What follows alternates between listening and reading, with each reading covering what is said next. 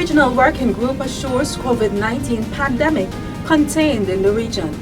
CARICOM Heads of Government establishes committee to guide reopening of regional airports and hotel industry. And CARICOM foreign ministers affirm the need for a global response to COVID-19. These are the main stories in this week's edition of the CARICOM NewsTime. I'm Tusankin English Francis. Thank you for joining us.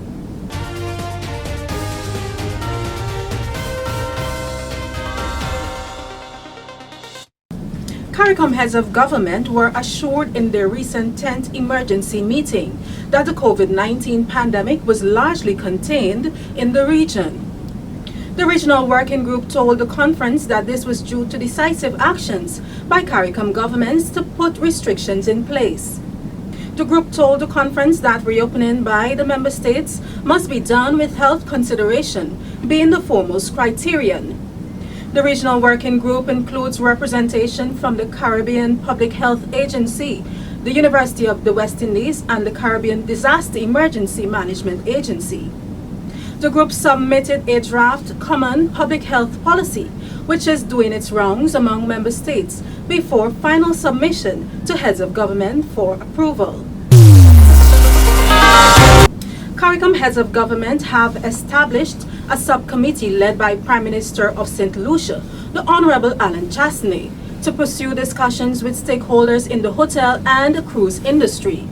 In its 10th emergency meeting recently, the conference discussed the need for a common protocol for reopening regional airports for selected third countries and reopening of hotels. Prime Minister Chastney will engage hoteliers, airlines, cruise operators, and the labor unions to settle the appropriate protocols needed to ensure safety for workers and visitors upon reopening of the airports. Heads of government stressed their determination to speak to the cruise and airline industries with one voice. Heads of government agreed to meet in the coming weeks to discuss the financial and economic challenges related to the impact of the pandemic. The Council for Foreign and Community Relations, COFCOR, has acknowledged the initiatives taken to offset the lack of global leadership as the world deals with the COVID-19 pandemic. At its recent 23rd meeting, COFCOR exchanged views on the best options available to treat with the fallout from the pandemic, taking note on continuing erosion of multilateralism and the need for a global response to the crisis. COFCOR expressed appreciation for the actions of the UN Secretary General in addressing the unique challenges of small island developing states. CARICOM foreign ministers also lauded the EU's efforts to mobilize financial support for global research into the novel coronavirus through the hosting of the Coronavirus Global Response Pledging Conference held virtually on the 4th of May 2020. The ministers have also commended the vital role played by the World Health Organization in the international fight against the pandemic. The CARICOM Secretariat, along with key stakeholders including the OECS Commission and the UN Environment, is observing International Day for Biological Diversity with a virtual forum on the way forward for the Caribbean in shaping the post-2020 Global Biodiversity Framework. The forum on May 19th will also launch a series of other virtual engagements with biodiversity focal points, negotiators, technical officers, and policy advisors as the region prepares for the 15th meeting of the Conference of Parties for the Framework Convention on Biodiversity. The International Day for Biological Diversity will be held on May 22nd under the theme Our Solutions Are in Nature. CARICOM has developed a comprehensive plan to minimize any future disruptions to agri-food supply chains. The plan includes short, medium, and long-term measures to provide support to maintain the integrity of the food supply chains, to address increased production, and to reduce reliance on imports.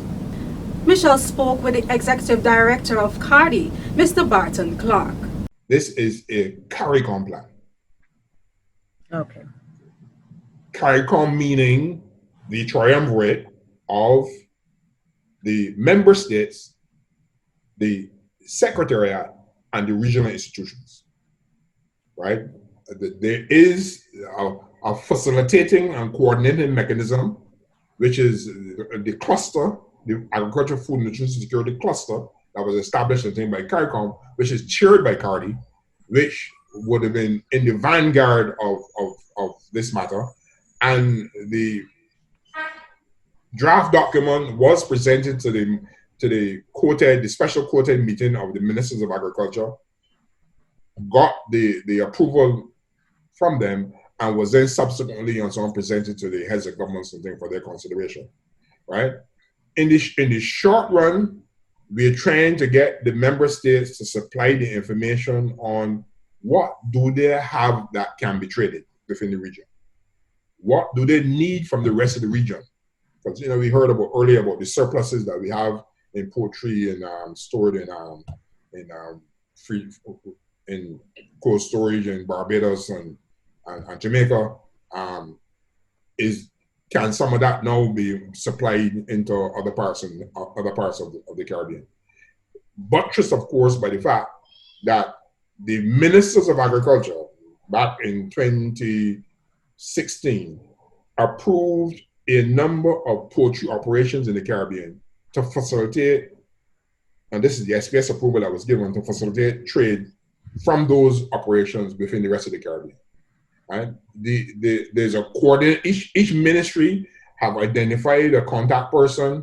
There is a team, a cooperating team that has been established with the chairman being the Minister of Agriculture from St. Vincent and the Grenadines, Honorable Sobota Caesar, and then looking at transport arrangements, liaising with the transport group within the CARICOM Secretariat, who've been busy looking at this matter of transportation, and to see to what extent that we can facilitate the use of the Caribbean carriers and helping to deal with the issues of transportation. Those are some of the short-term measures that have been identified.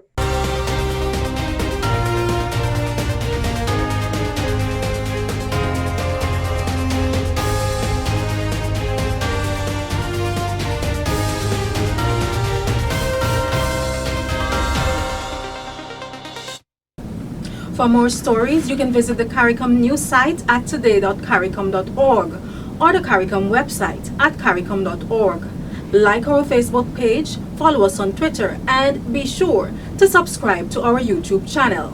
Thanks for watching. See you next time.